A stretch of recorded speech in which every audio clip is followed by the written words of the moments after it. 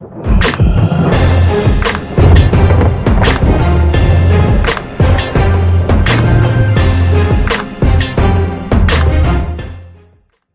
after the MOAB and failing.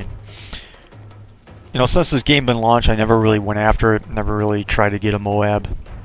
Been close a few times by just using kill streaks alone. I've had a number of games where I had a 20 kill streak. My highest kill streak I think is 21 by using kill streaks. And I mean, if they added kill streaks in, I would probably be close to over 30. I mean, I know my last gameplay, I think I had a 30 kill streak or something. That includes the kill streaks. But in this gameplay, this was like the very first time I actually tried to go after a MOAB, and you know, as you see, you know, I'm trying to like play smart and camping it out a little bit, trying to choose spots to where I know the enemy is going to be popping out of. But you know, the reason why too I haven't gone after a MOAB, much like other people have, or that, you know, people basically that's all they do is try to go after MOABs. Pretty much kind of a result of Modern Warfare 2. When that game first got launched and, you know, the nuke was announced and people were going nuts over it, and you know, I knew I could do it, and of course I wanted to prove it to myself, and of course I went out and did it, and I only got one nuke in the game, and that was it, because after going through it, I didn't feel like I really accomplished anything. That didn't really make me feel any different as a gamer or as a player of this game, and I just never went after another one. It was just kind of like boring to me, to where I had to play smart, and I basically had to either camp it out or circle the map and you know, make sure I get my kill streaks. You know, pretty much I went like Pavlo, chopper gunner, then nuke, and you know, that was probably like one of the best setups that you could do. But at the end of the day, it was just boring to me. There's not a lot of times where I do play smart. I play reckless. I kind of like to play that way, just because of the fact that that's what is fun to me. You know, playing smart. I mean, I have some of the best games I have by playing smart, but I don't always do that just because it's not fun to me sometimes. I mean, there are games where I do play smart if, you know, I'm playing with some friends and they really do care a lot about winning, or they're on a win streak and I don't really want to fuck it up for them. So that's about one of the few times that I actually like play smart. But like in this game, I'm trying to kind of camp certain spots in the game, and you know, trying to stay in the middle too, because I know they will spawn in front of us if no one goes over that little mound or that little hill, that little uphill. But of course, you see their teammates are already on that side, but teammates are in the back of me, so I'm thinking that they're going to spawn on the right side of me, which they start doing, but eventually they start spawning in the back of me. Or, you know, this is just a raw map to try to get a MOAB on. I mean, this is a clusterfuck of a map as far as the spawn system goes, because they can spawn anywhere pretty much. I think you'll see in this gameplay that I'll spawn, and then an enemy will spawn in the same exact spot I spawned in and shoot me in the back. And you know, it's so easy on this game, or on this map, to get around the map and get behind the enemy. It's really simple. There's a lot of different ways you can do it, a lot of different ways you can cover up and you know, get behind the enemy, and that's what basically happens to me. That's how I lose this MOAB. I think I had 17 straight kills or something like that, 16 or 17, before I get shot in the back, which I think is coming up soon. And you know, if you don't have the proper teammates, if you don't have friends playing with you, if you don't have like at least a couple friends playing with you, it's really difficult. I think you definitely need skill, but also you need a lot of luck as well to achieve a MOAB in this game. Because, you know, UAVs always help. Teammates calling out, you know, where the enemy is always helps as well. But, you know, if you play with a bunch of randoms like I was doing in this game, it gets pretty difficult. And we actually lose this game, which is actually funny too. I think I got like 42 kills and we still lost. But again, going back to the teammates, and of course, look at this asshole hiding in the fucking corner.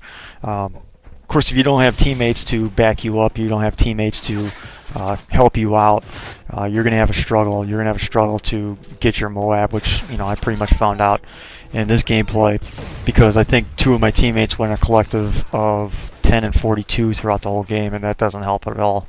I mean, it helps where you can get more kills. Of course, in kill confirmed, you know, you definitely need to back off of the collecting dog tags and stuff like that. And you know, trying to do it in like team deathmatch or kill confirm, it's, you know, it's a little bit easier on kill confirm just because you have to collect dog tags, and you can probably back away from collecting dog tags and you don't have to really worry about it.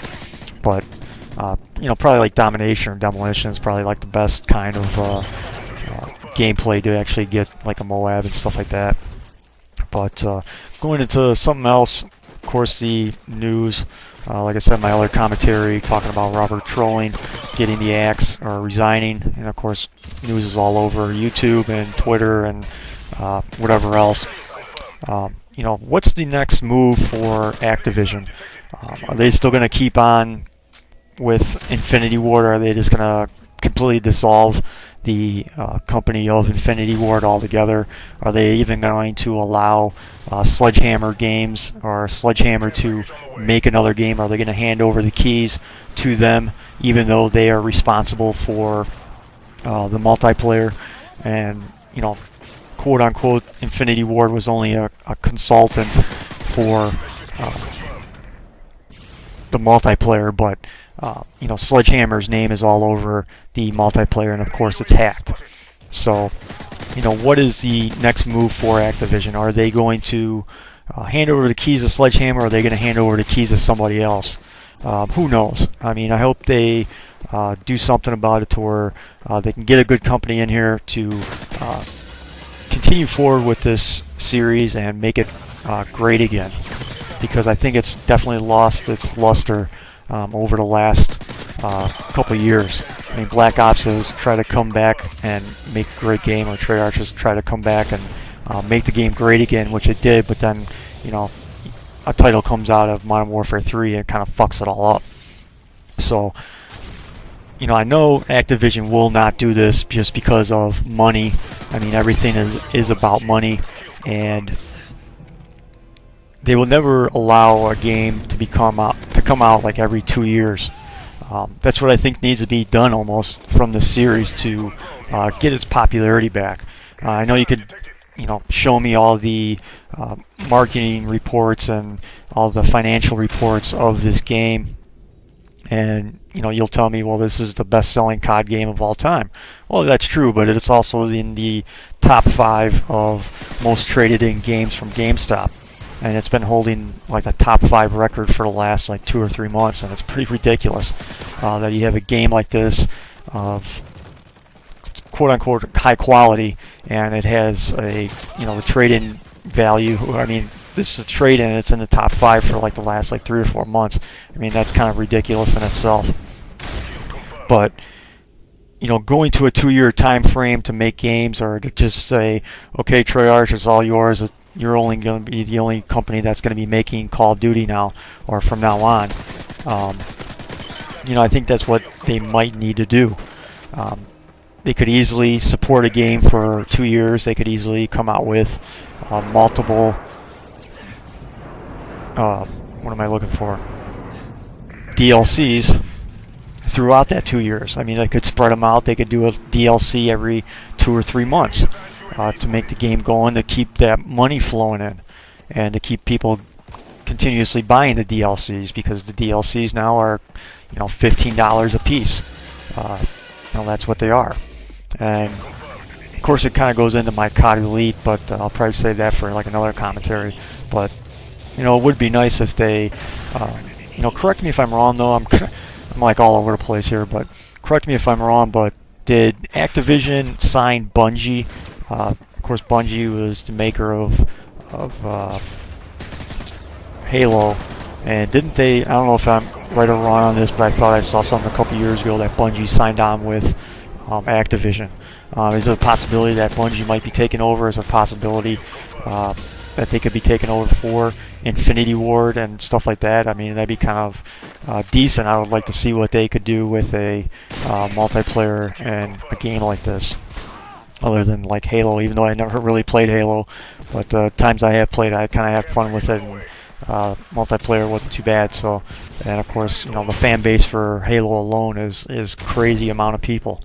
So I don't know. Let me know what you guys think about that stuff. Let me know if you guys have anything, any kind of tips or tricks for me if you have gone after MOABs. I've been basically viewing a bunch of MOAB videos and stuff like that over the last few days, just to try to get some tips and tricks on like really have to go through it. And you know, one thing I picked up is gotta play smart, which I don't, so because I'm a dumbass.